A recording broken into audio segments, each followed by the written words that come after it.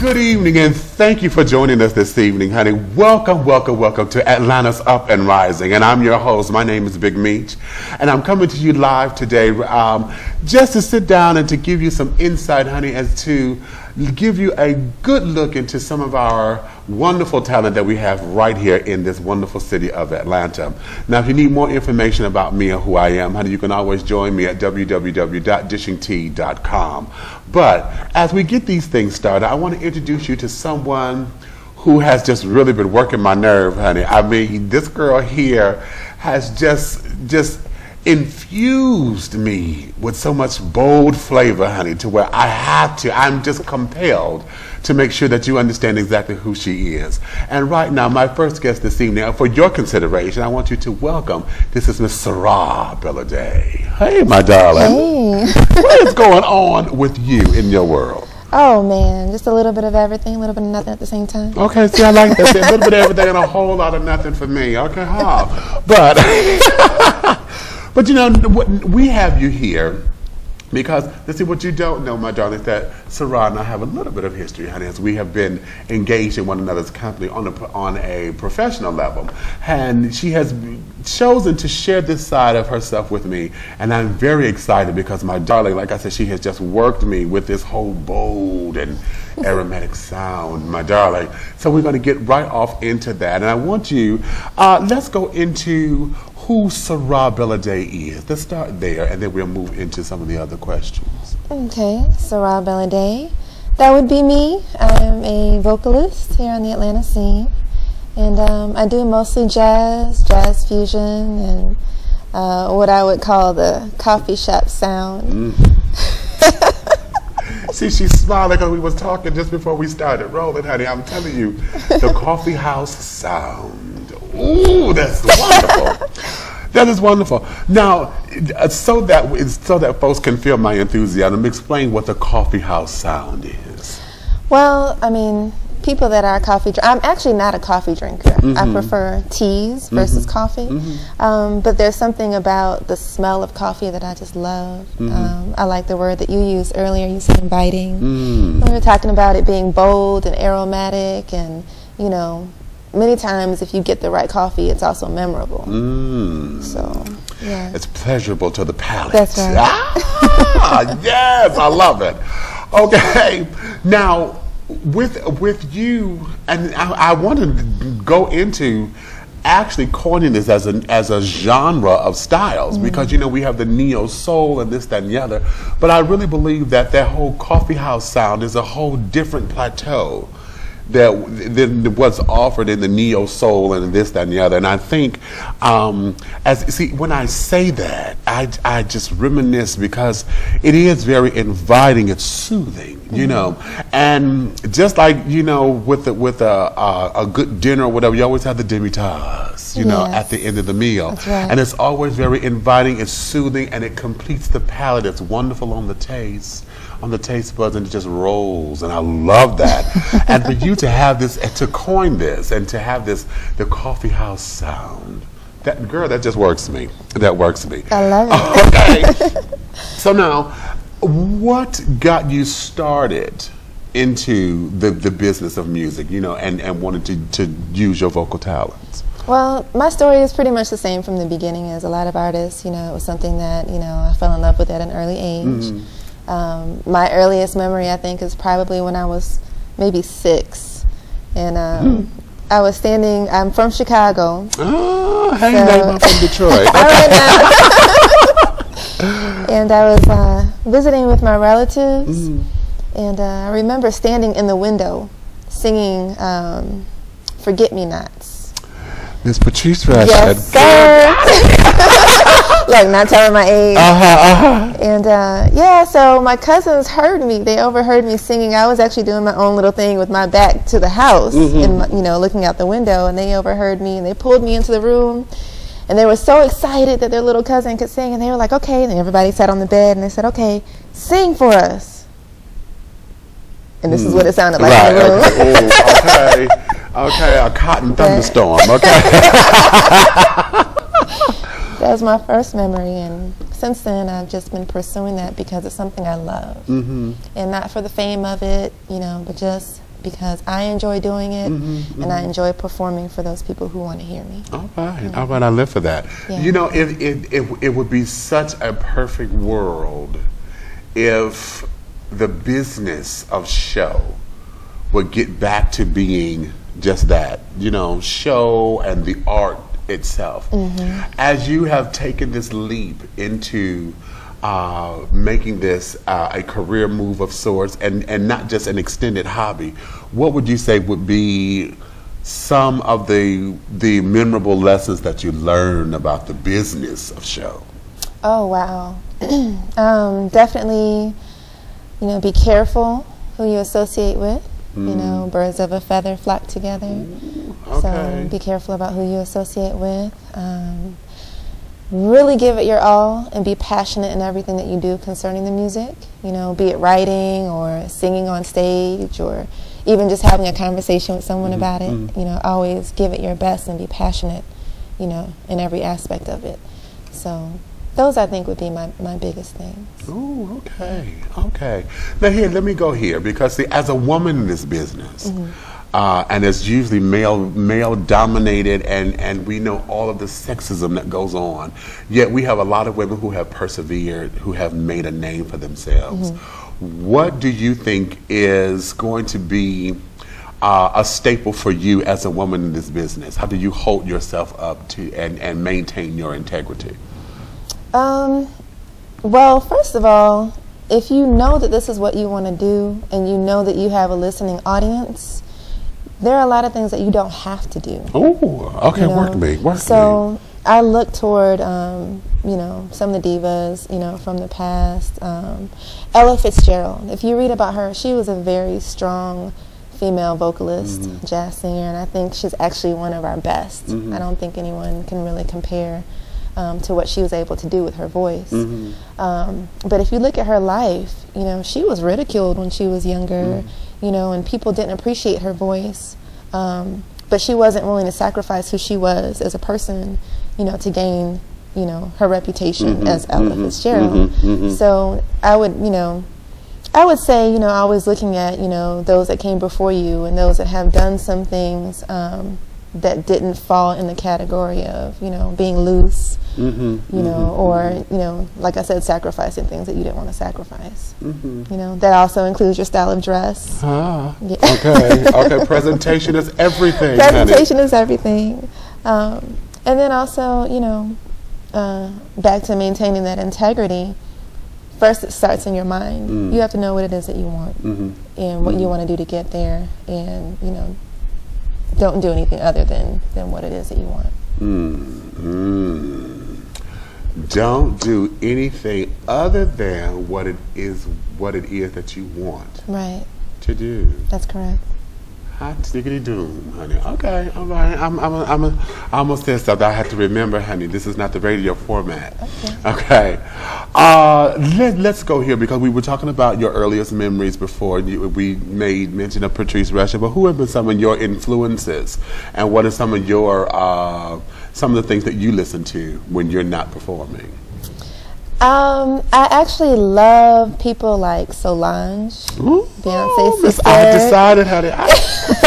Okay. I love her because she's established her own style. Yeah, yeah. You know, she wasn't afraid to go out there and be who it is that she is without, you know, looking at anyone else. She said, "I'm going to establish my own path," and she did that. I like CeeLo. I like people that are eclectic and different. So I like him. I mentioned Ella Fitzgerald. There are so many. I could go on and on. Sade. One of my favorites is Fertile Ground. Really? Yes. I really enjoyed it. I've only seen them once in concert, but it was enough to really inspire me to use them as a model for my own career. Oh, get up out of here. Their music is so inspiring and uplifting. Yes, yes. Oh! That's easy. For those of you who don't know, honey, Fertile Ground, Google it. I'm not going to tell you. Google it, honey. Because she just dropped something on you. And I'm telling you, it's going to be a wonderful, wonderful treat for you. Okay? Trust me. Okay? That coffee house sound. Very inviting. I'm going to work you for that. Okay? Yes. Okay, now let's go here, because I like your how to keep your integrity in check, and how to make sure that you are true to the music, to the art form. What is it that Sarah likes to do whenever Sarah is not performing, in order to stay grounded? You know, what are your outside activities that folks may not necessarily put together to say this is something that you do? You know what I'm saying? When you just want to let your hair down, get silly, get this, get that. What are those things? I actually am very silly. I think a lot of people think I'm more serious than anything, but I can be pretty silly. And one of my favorite pastimes is reading. Really? Okay. It's interesting because people see your pictures online, you know, they see you perform, and they think that your life is just this, you know, great big party. And I enjoy leaving a show, going home, and reading a book. How about that? Yes. Okay, reading is fundamental, honey. Okay, reading is fundamental. Yes. And we're talking about reading a book, not trying to read somebody. Okay, don't come for me. Okay. Sorry, I didn't have a more interesting answer for that one, but, no, but I am such a homebody. I really, you know, but see, that I like cooking. Oh, you can burn? Yes, I can. Oh, Miss Thing, wait a minute. Yes, I can. Okay. I actually used to do a little bit of catering. Yeah. See there. I love cooking. And see, now, see, let's put all that into perspective, because see, you like to read, you like to cook. You know, we're talking about this coffee house sound. See, all of that is sitting right there, and you've already set your stage. Yes. You know, because see, at the coffee houses, this is what I love about the coffee houses, because see, when you go there, I love interesting conversation. I love just the serenity and the peacefulness of it. I love being able to sample different coffees, different flavors, different teas.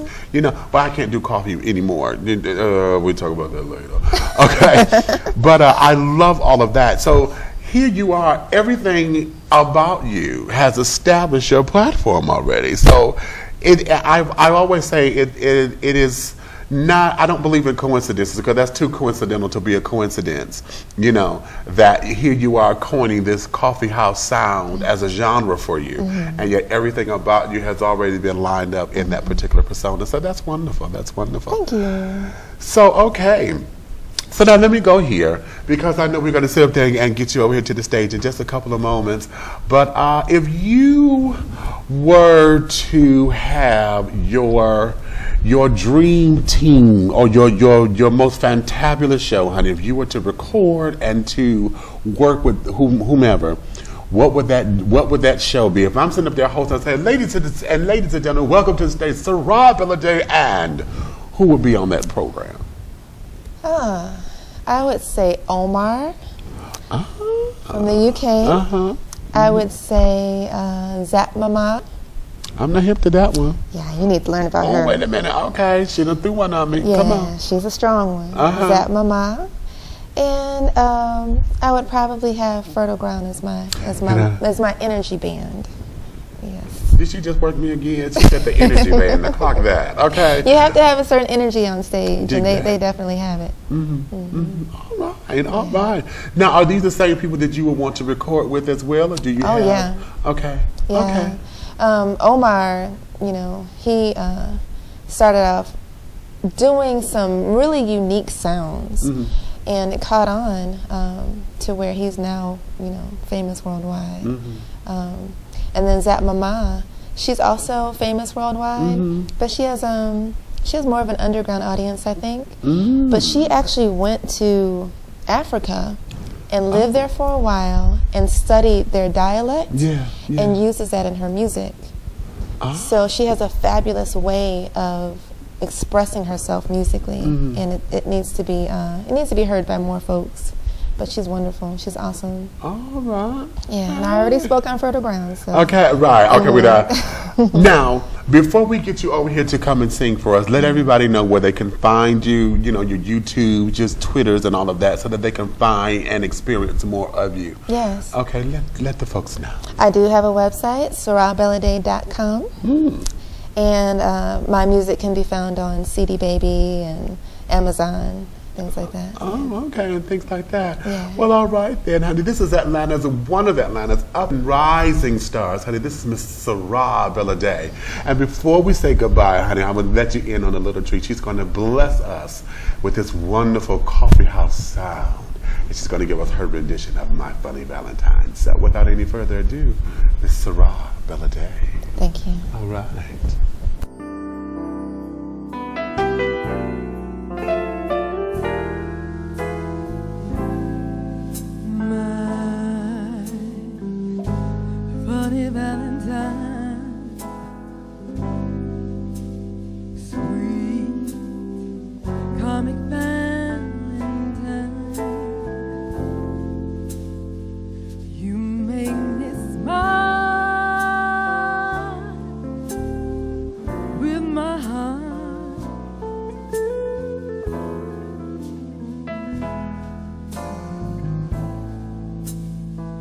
Your looks are laughable,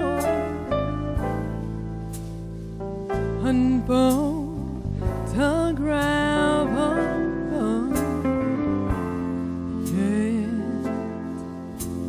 you're my favorite work of art.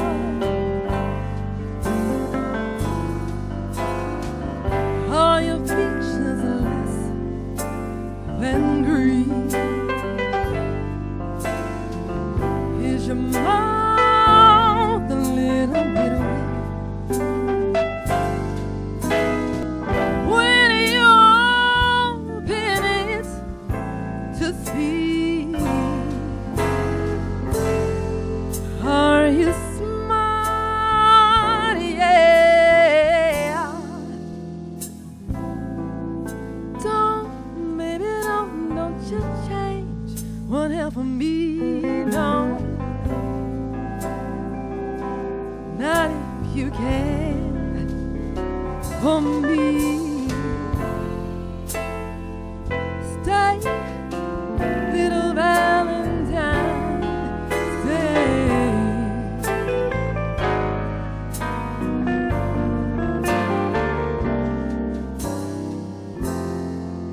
Each day Valentine's Day.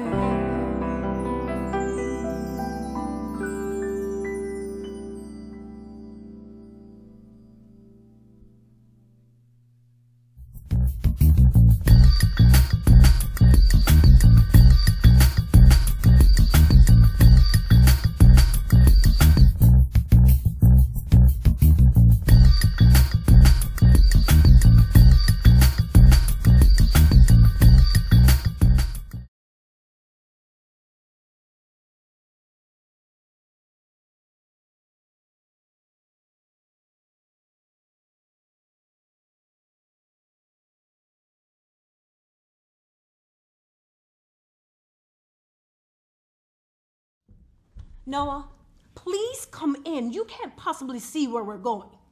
I'm not seeing where we're going. Listen, I couldn't take the smell anymore, so I needed some fresh air. And one more thing. Don't expect me now, one, to look up a finger to clean up that bottom of the ark, all right? Whatever, Noah. Get to stepping, woman. Whatever. Get back inside. Women need to be inside the ark, not outside. Thank you very much. Here are some interesting and entertaining oddities about art. Leonardo da Vinci began painting the Mona Lisa in 1503 and finished it just before his death in 1516. When the painting was stolen from the Louvre Museum in Paris in 1912, 6 replicas were sold as the original, each at a huge price. It took 3 years to recover the original. In 1961, Henri Matisse's painting Le Bateau hung upside down at the Museum of Modern Art for 46 days before someone noticed the mistake.